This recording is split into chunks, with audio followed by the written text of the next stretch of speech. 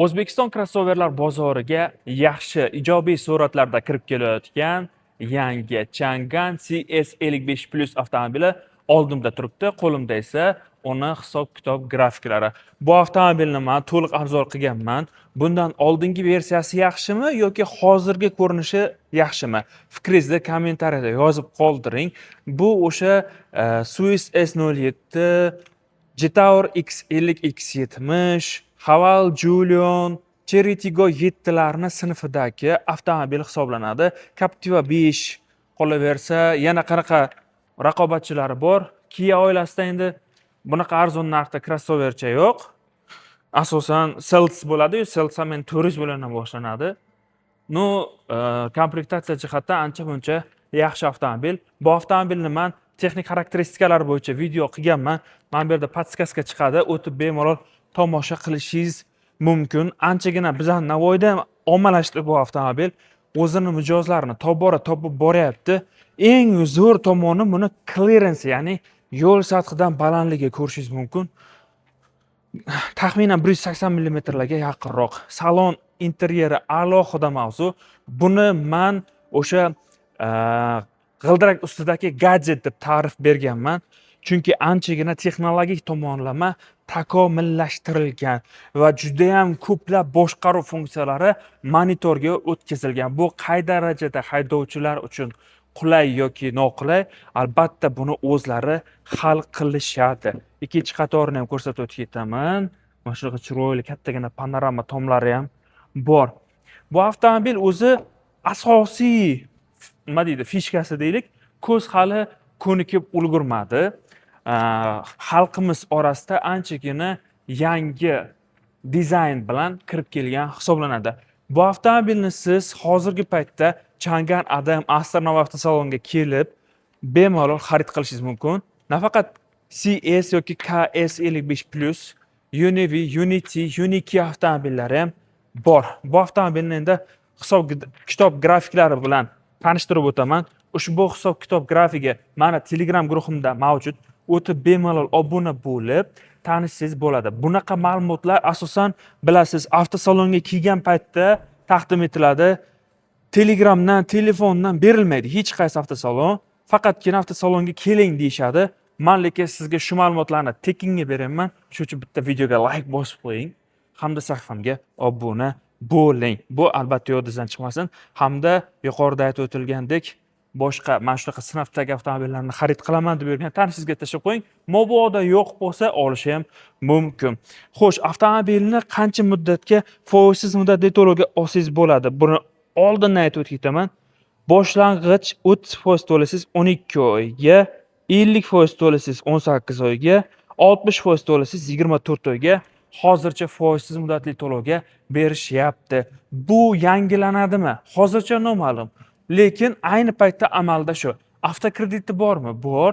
Yillik foiz stavkalari lekin ancha past. Misol uchun odatiy holatda bundan qariyb 1 yil oldin biz eng minimum yillik foiz stavkasi 21% dan avtokreditga sotganmiz.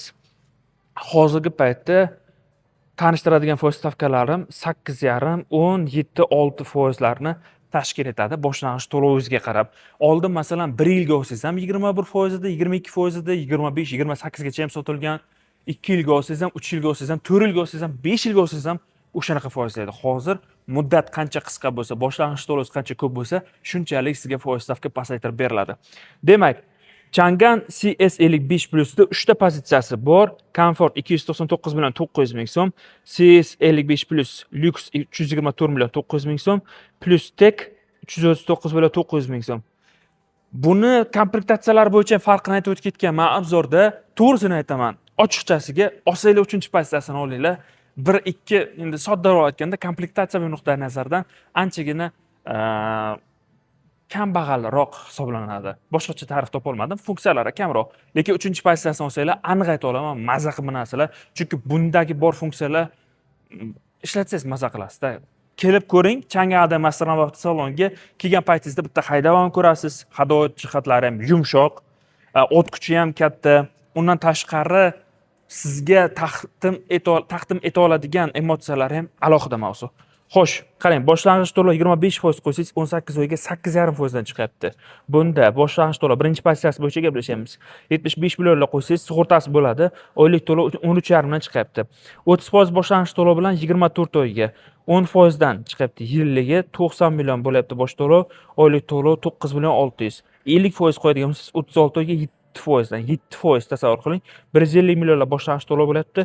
4,5 million so'mdan chiqyapti. 60% boshlang'ich to'lov qo'ysangiz 60 oyga 6% dan chiqyapti. 2 million 200 ming so'mdan chiqyapti. Agarda minib yurgan mashinangiz bo'lsa, Chang'ada Masdan avtosalonga kelasiz, biz trading qilib olib qolamiz va sizga yangi mana shunaqa chiroyli Chang'an avtomobillarini taqdim etamiz. Undan keyin 3-pozitsiyasi bo'yicha gaplashamiz. 2ni men Telegram gruppamga o'tsangiz topib olishingiz mumkin. 25% boshlang'ich to'lov bilan 85 millionlar bo'lyapti. 15 million 300 dan chiqyapti. 30% boshlang'ich to'lov bilan yillik foiz stavka 10%, 100 millionlar boshlang'ich to'lov 10 million 900, 11 millionlar atrofida chiqyapti. 50% boshlang'ich to'lovga 7%, 170 millionlar bilan 5 milliondan, 60% boshlang'ich to'lov bilan 6%, 200 millionlar boshlang'ich to'lov 2,5 millionlardan chiqyapti. Men o'zim ko'zim bilan ko'rganman. Masalan, 309 millionlik mashinaga 200 million boshlang'ich to'lov olib kelib, 21-22% dan avtokreditga olganlar. O'sha uchun bunaqa imkoniyatlar tobora kengayib boryapti.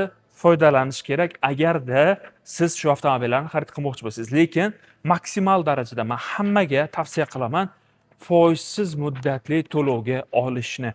Agarda Chang'ada Masdan avtosalonga keladigan bo'lsangiz, yana sizga menejerlarimiz avtomobillarni tanishtirib, hisob-kitob grafiklarini sizni boshlang'ich to'lovingizga qarab, ish haqqingiz bor yoki yo'qligiga qarab chiqarib berishadi. Sug'urta xarajatlari bor.